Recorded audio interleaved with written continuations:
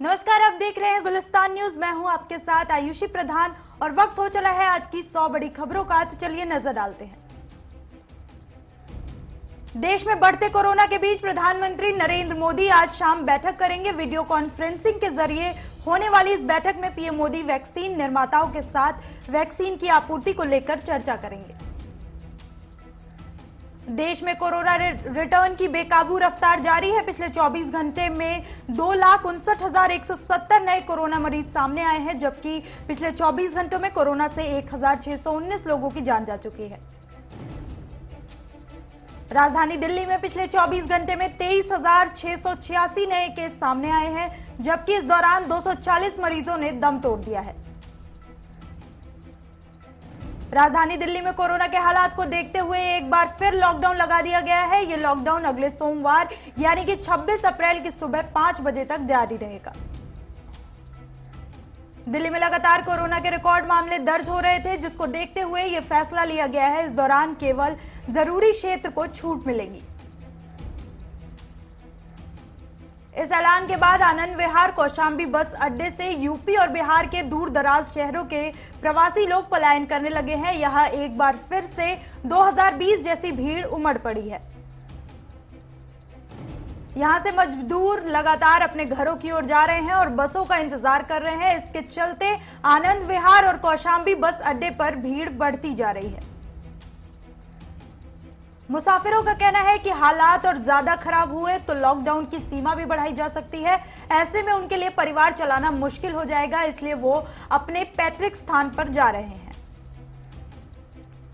महाराष्ट्र में भी लगातार मजदूरों का पलायन हो रहा है। मुंबई, नासिक, नागपुर, पुणे, ठाणे समेत कई इलाकों से पिछले कुछ दिनों से लगातार ट्रेनों से भरकर मजदूरों की वापसी हो रही है। महाराष्ट्र में पिछले 24 घंटों में 58,924 नए मामले सामने आए हैं, जबकि 351 मरीजों की मौत हो गई है। अकेले मुंबई में कोरोना से 7,381 केस, जबकि 57 मरीजों ने दम तोड़ दिया। राजधानी में लॉकडाउन के बाद दिल्ली मेट्रो में बदलाव हुआ है। दिल्ली में लॉकडाउन को देखते हुए मेट्रो सेवाओं में 50% क्षमता के साथ 30 मिनट के अंतराल पर मेट्रो चलाई जाएगी। दिल्ली मेट्रो ने कश्मीरी गेट, राजीव चौक, राजौरी गार्डन और पटेल नगर समेत 9 मेट्रो स्टेशन पर एंट्री बंद कर दी है। इन सभी जगहों पर यात्रियों को केवल स्टेशन से बाहर जाने की अनुमति होगी। राजधानी दिल्ली के सभी स्कूलों में समय से पहले ही समर वेकेशन की घोषणा हो गई है, जिसके तहत आज से 9 जून तक दिल्ली के स्कूल बंद रहेंगे। कोरोना की चपेट में नए मुख्य चुनाव आयुक्त सुशील चंद्रा और इलेक्शन कमिश्नर राजीव कुमार भी आ गए हैं। दोनों कोरोना पॉजिटिव हो गए हैं।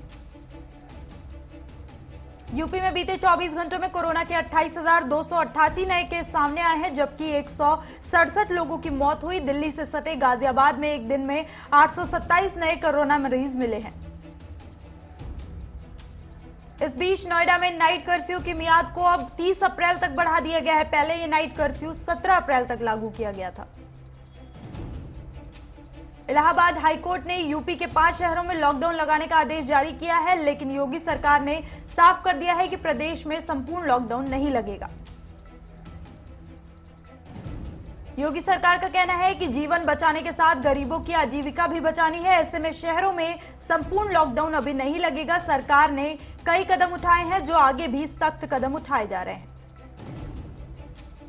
योगी सरकार इलाहाबाद हाईकोर्ट के लॉकडाउन लगाने के आदेश के खिलाफ सुप्रीम कोर्ट पहुंच गई है। प्रदेश सरकार का कहना है कि लॉकडाउन प्रशासनिक मसला है। कोरोना की चपेट में यूपी के एक और कैबिनेट मंत्री आ गए हैं। अब यूपी सरकार के कैबिनेट मंत्री स्वामी प्रसाद मौर्य कोरोना संक्रमित हो गए हैं। स्वामी प्रसाद के परिवार के और भी लोग पॉजिटिव पाए गए हैं। वहीं दूसरी ओर यूपी में दर्जा प्राप्त मंत्री हनुमान प्रसाद मिश्र का कोरोना वायरस के चलते निधन हो गया है। हनुमान प्रसाद कैंसर से भी पीड़ित थे। आज पंजाब सरकार भी प्रदेश के लिए नई पाबंदियों की घोषणा कर सकती है। बढ़ते लॉकडाउन कोरोना के मामले के चलते लॉकडाउन पर भी फैसला हो सकता है। हरियाणा में कोरोना की स्थिति पर स्वास्थ्य मंत्री अनिल विज का कहना है कि प्रदेश सरकार पूरी तरह से अलर्ट है। यहां लॉकडाउन लगाने जैसी कोई हालात नहीं है।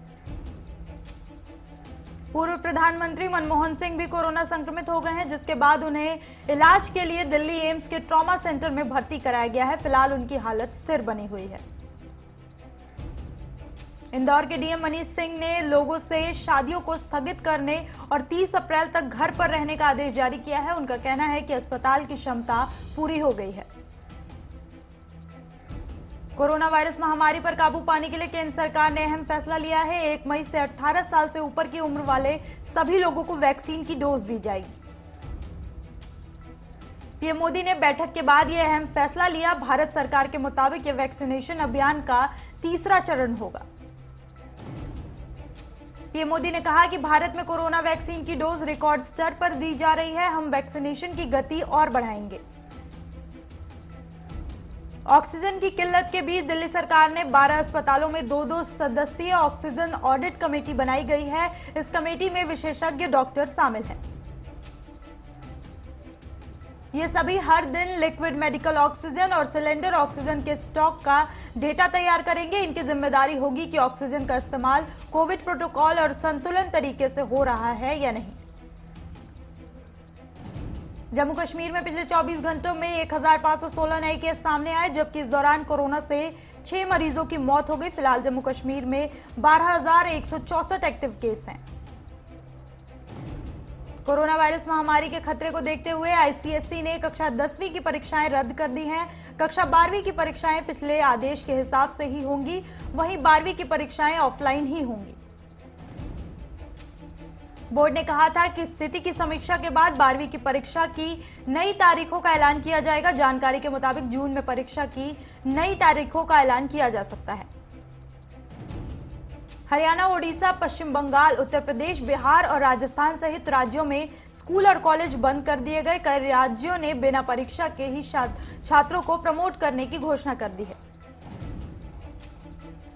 हरियाणा में भी कॉलेज और विश्वविद्यालय 30 अप्रैल तक बंद रहेंगे। साथ ही राज्य में कक्षा 1 से 9वीं तक के छात्रों के लिए 30 अप्रैल तक स्कूल बंद रखने की घोषणा की गई है। कोरोना के बढ़ते मामलों को देखते हुए उत्तर प्रदेश सरकार ने घोषणा की है कि राज्य के सभी स्कूल 15 मई तक बंद रहेंगे। ओडिशा ने स्कूलों, कॉलेजों और विश्वविद्यालयों के छात्रों के लिए फिजिकल कक्षाओं को 19 अप्रैल से अगले आदेश तक के लिए निलंबित कर दिया है। तमिलनाडु सरकार ने उच्च शिक्षा संस्थानों को ऑनलाइन क्लास आयोजित करने के लिए कहा है। साथ ही कहा है कि सेमेस्टर परीक्षा भी वर्चुअल मोड पर आयोजित की जाएगी। सीएम नीतीश कुमार ने घोषणा कर दी है कि बिहार में स्कूल, कॉलेज और अन्य शैक्षणिक संस्थान 15 मई तक बंद रहेंगे। इस अवधि के दौरान राज्य द्वारा संचालित स्कूल और विश्वविद्यालय कोई परीक्षा आयोजित नहीं करेंगे। छत्तीसगढ़ के दंतेवाड़ा में सुरक्षा बलों और नक्सलियों के बीच मुठभेड़ हो गई। मुठभेड़ में 5 लाख रुपए का इनामी नक्सली मारा गया। मारे गए नक्सली की पहचान कोसा मूछे के तौर पर हुई है। बिहार के पंडौल में कोरोना को देखते हुए नगर युवा संगठन द्वारा रक्तदान शिविर समारोह का आयोजन किया गया। बिहार के सुपौल में तमकुलहा सुरसर नदी पुल के पास एक अज्ञात शव मिला है। शव को अस्पताल में पोस्टमार्टम के लिए भेज दिया गया है। बिहार के पूर्व मुख्यमंत्री लालू प्रसाद यादव को झारखंड हाईकोर्ट से बड़ी राहत मिली है। अदालत ने शर्तों के माध्यम से लालू यादव को जमानत दे दी है। फरीदाबाद में कोरोना के मरीज की मौत होने के बाद निजी अस्पताल में मरीज के परिजनों ने जमकर तोड़फोड़ की और हंगामा किया। हरियाणा के बल्लभगढ़ में प्राइवेट स्कूलों की मनमानी से तंग आकर अभिभावकों ने स्कूल को जाम कर दिया है। हरियाणा के भाजपा अध्यक्ष ओम प्रकाश धनखड़ ने अपने परिवार सहित कोरोना वैक्सीन की दूसरी डोज लगवाई। हरियाणा के पानीपत समालखा थाना क्षेत्र के एक गांव में 2 युवकों ने एक युवक को ट्यूबवेल पर रस्सी से बंधक बनाकर कुकर्म किया। हरियाणा के पानीपत के ओपीडी में एक मनचले को महिला के साथ बदतमीजी करना भारी पड़ गया। महिला ने मनचले की जमकर पिटाई की। राजस्थान के जोधपुर में कोरोना के बढ़ते प्रकोप के बीच केंद्रीय मंत्री ने अधिकारियों से मुलाकात कर बोले, कोई भी काम हो, कैसी भी जरूरत हो, मैं एक फोन पर उपलब्ध हूं। संगरूर के एक गांव में दलित परिवार को अपने से ऊंचे परिवार में शादी करवाना महंगा पड़ गया। शादी के बाद महिला के साथ जिस्मानी शोषण होता रहा। कर्नाटक के ननिहाल गांव में एक महिला का शव मिला है। मृत महिला के चेहरे पर दुष्कर्मियों ने तेज धार हथियार से मारकर फेंक दिया है। कर्नाटक के यादगिरी जिलाधिकारी डॉक्टर रागप्रिया ने जिले के कोविड चेक पोस्ट पर दौरा किया और जायजा लिया। कर्नाटक के कोकलमल्ली गांव में मेलों का आयोजन किया जा रहा है, जहां कोरोना गाइडलाइंस की धज्जियां उड़ाते हुए हजारों लोग एकत्रित हुए।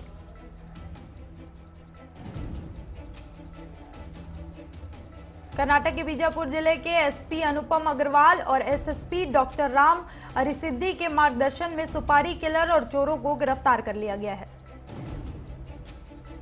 कर्नाटक के तुमकुर जिले में लोग कोरोना गाइडलाइंस की धज्जियां उड़ाते हुए मेले और त्योहारों पर ध्यान दे रहे हैं। पंजाब के संगरूर में मजदूर यूनियन ने अपनी मांगों को लेकर जिला संगरूर के डीसी दफ्तर के सामने धरना प्रदर्शन किया। पंजाब की मंडियों में गेहूं की खरीद प्रबंधों का जायजा लेने के लिए अकाली दल नेता बाबू प्रकाश चंद गर्ग मंडियों में पहुंचे। राजस्थान के लाखेरी में कोरोना गाइडलाइंस की अवहेलना होने पर 6 दुकानों को 72 घंटे के लिए सीज किया गया। राजस्थान प्रदेश सरकार द्वारा कोरोना के बढ़ते मामलों को देखते हुए पूरे प्रदेश में 15 दिन का लॉकडाउन लगाया गया है। राजस्थान के टोडीखोरा गांव की पहाड़ियों में किसी अज्ञात कारणों की वजह से आग लग गई। अभी तक आग पर कोई काबू नहीं पाया गया है। बिहार के पंडौल में नगर युवा संगठन ने रक्तदान शिविर का आयोजन किया। इस दौरान ब्लड बैंक के सूबेदार मुकेश सिंह, डॉक्टर उत्तम पांडे उपस्थित रहे। बिहार के सुपौल में सुरसर नदी के पास एक अज्ञात शव मिलने से सनसनी फैल गई। सूचना मिलते ही मौके पर पहुंची पुलिस जांच कर रही है। यूपी के बहराइच में पुलिस ने 4 अनजरबी बदमाशों को 42 लाख की नेपाली चरस के साथ गिरफ्तार किया। फिलहाल पुलिस और बदमाशों की तलाश में जुटी हुई है। यूपी के कौशाम्बी में प्रधानी चुनाव को लेकर 2 पक्षों में खूनी संघर्ष हुआ और दोनों तरफ से लाठी डंडे चले। मौके पर पहुंची पुलिस जांच कर रही है। यूपी के ग्रेटर नोएडा में 20 जिलों में पंचायत चुनाव हो रहे हैं। इस दौरान कोरोना प्रोटोकॉल का सख्ती से पालन किया जाएगा। कर्नाटक के सोपनहल्ली नेशनल हाईवे रोड पर पुराने पेड़ों को काटे जाने पर हाईकोर्ट ने रोक लगाई। राजस्थान के बूंदी में चलते ट्रेलर में अचानक आग लग गई। सूचना मिलते ही दमकल मौके पर पहुंची और आग पर काबू पाया। कर्नाटक के बीदर में नोडल अधिकारी सोहेल ने बताया, शहर में रोजाना कोरोना मरीजों की संख्या बढ़ रही है, पर घबराने की जरूरत नहीं है। शहर में बेड का इंतजाम किया जा रहा है। बिहार के सिवान में पुलिस ने गुप्त सूचना के आधार पर अलग अलग जगहों से लाखों की शराब जब्त करके अपराधियों पर कार्रवाई की। हरियाणा के परिवहन और खनन विभाग के कैबिनेट मंत्री मूलचंद शर्मा ने स्थानीय सेक्टर 2 में पुलिस चौकी का उद्घाटन किया। आज सेंसेक्स 523.6 अंक और निफ्टी 167.2 पॉइंट पर खुला, यानी मंगलवार को हफ्ते के दूसरे कारोबारी दिन शेयर बाजार में बढ़त के साथ खुलने में कामयाब रहे। पेट्रोल डीजल के दाम में कोई बदलाव नहीं हुआ है। पेट्रोल 90.4 रुपए प्रति लीटर और डीजल 80.7 रुपए प्रति लीटर पर बिक रहा है। पिज्जा आउटलेट डोमिनोज के 18 करोड़ ग्राहकों को और 10 लाख लोगों की credit card detail online leak हो गए हैं। हैकर्स का दावा है कि यह जानकारी उन्हें 18 करोड़ ऑर्डर डिटेल्स की मदद से मिली है, जिसमें ग्राहकों के फोन नंबर्स, ईमेल आईडी और पेमेंट डिटेल्स जैसी जानकारी शामिल है। AUM के लिहाज से सबसे बड़ा fund house SBI mutual fund फायदे के मामले में तीसरे नंबर पर आ गया है, जबकि टॉप 5 फंड हाउस करीबन 3600 करोड़ रुपए का सालाना फायदा कमा रहे हैं। देश में कोरोना के बढ़ते नए मामलों और प्रमुख राज्यों में लॉकडाउन से इकोनॉमिक एक्टिविटी बाधित हो रही है। ऐसे में फ्यूल डिमांड में रिकवरी धीमी पड़ सकती है। महाराष्ट्र, राजस्थान, दिल्ली सहित अन्य राज्यों में सीमित समय के लिए लॉकडाउन लगा दिया गया है, जिससे ट्रैवल और बिजनेस एक्टिविटी पर असर पड़ा है। HDFC बैंक के कर्मचारियों की सैलरी में इस साल भी इजाफा होगा। उनकी सैलरी या बोनस या किसी भी तरह से मिलने वाली इनकम में कोई कटौती नहीं होगी।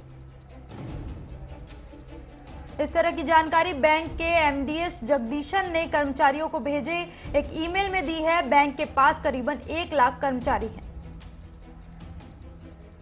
दिल्ली में 600 करोड़ रुपए रोजाना के कारोबार के नुकसान की आशंका जताई जा रही है, जिसके लिए कैट ने जरूरी सामान की आपूर्ति बनाए रखने में सहयोग का भरोसा दिया है।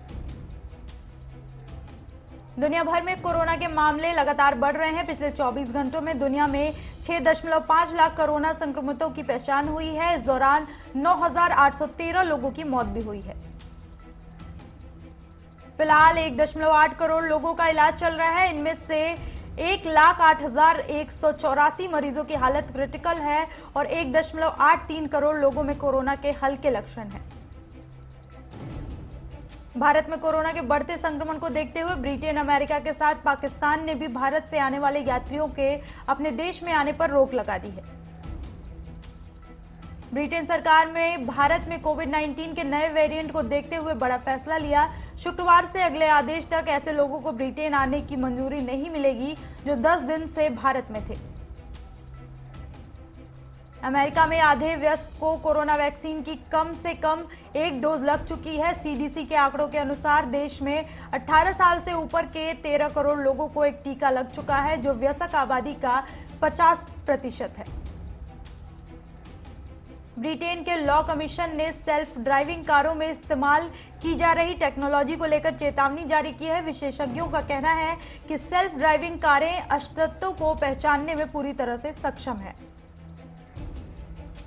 ब्रिटेन में पुरुषों के बीच मस्कुलर बॉडी वाला सूट खासा लोकप्रिय हो रहा है। सिलिकॉन से बने इस सूट को पहनकर शरीर में किसी प्रोफेशनल बॉडी बिल्डर जैसा रूप दिया जा सकता है। नासा के 2 किलो वजनी हेलीकॉप्टर ने मंगल ग्रह पर पहली उड़ान भरकर इतिहास रच दिया। छोटे आकार का यह हेलीकॉप्टर उड़ान के दौरान 10 फीट की ऊंचाई पाने में सफल रहा है। इसे लेकर नासा साइंस मिशन डायरेक्टरेट ने एसोसिएट एडमिनिस्ट्रेटर थॉमस जर बुकेन ने पूरी टीम को बधाई दी। साथ ही कहा, ऐसे मौके पहले कभी नहीं आए। 3 महीने में दूसरी बार ब्रिटिश पीएम का भारत दौरा रद्द हुआ। पिछली बार 26 जनवरी पर भी कोरोना वायरस के कारण ही ये रद्द किया गया था। बॉलीवुड भी देश के बाकी हिस्सों की तरह कोरोना संक्रमण से जूझ रहा है। इसी बीच अब स्वरा भास्कर की मां इरा भास्कर और कुक भी कोरोना की चपेट में आ गए हैं। टार्जन वाले एक्टर वत्सल सेठ ने भी अपने कोरोना संक्रमित होने की खबर सोशल मीडिया पर शेयर की है। वो होम आइसोलेशन में है। सुगंधा मिश्रा 26 अप्रैल को डॉक्टर संकेत भोसले से शादी करेंगी। बोली, हमेशा से शादी के 10 किलो का लहंगा पहनना चाहती थी। विद्युत जामवाल ने अब्बास सैयद के साथ मिलकर अपना प्रोडक्शन हाउस लॉन्च किया है, जिसका नाम एक्शन हीरो फिल्म्स रखा गया है। अमिताभ बच्चन, रणबीर कपूर और आलिया भट्ट स्टारर ब्रह्मास्त्र की शूटिंग एक बार फिर डिले हो गई है और इस बार फिल्म के लिए विलेन महाराष्ट्र में लगा लॉकडाउन बना है। आईपीएल 2021 सीजन के 12वें मैच में चेन्नई सुपर किंग्स ने राजस्थान रॉयल्स को 45 रन से हरा दिया है। मैच में सीएसके के 188 रन के जवाब में राजस्थान रॉयल की टीम 143 रन ही बना सकी। चेन्नई के स्पिनर रविंद्र जडेजा और मोइन अली ने वानखेड़े की पिच पर कहर बरपाते हुए 5 विकेट झटके। जडेजा ने इसके अलावा 4 कैच भी लपके। इंडियन प्रीमियर लीग का 13वां मैच मुंबई इंडियंस और दिल्ली कैपिटल्स के बीच आज चेन्नई के स्टेडियम में खेला जाएगा। पिछले सीजन में दोनों टीम के बीच 4 मैच खेले गए थे। दुनिया में मशहूर यूरोप के 12 सबसे बड़े फुटबॉल क्लबों ने रविवार को नई यूरोपियन सुपर लीग बना ली है। इसमें Manchester city, United Barcelona, real Madrid जैसे क्लब शामिल हो गए हैं। यूथ वर्ल्ड बॉक्सिंग चैंपियनशिप में एशियन चैंपियन विंका और अल्फिया पठान सहित 4 बॉक्सरों ने सेमीफाइनल में प्रवेश, मेडल पक्का कर लिया है। इस बुलेटिन में इतना ही। देश और दुनिया से जुड़ी तमाम खबरों के लिए देखते रहिए गुलिस्तान न्यूज।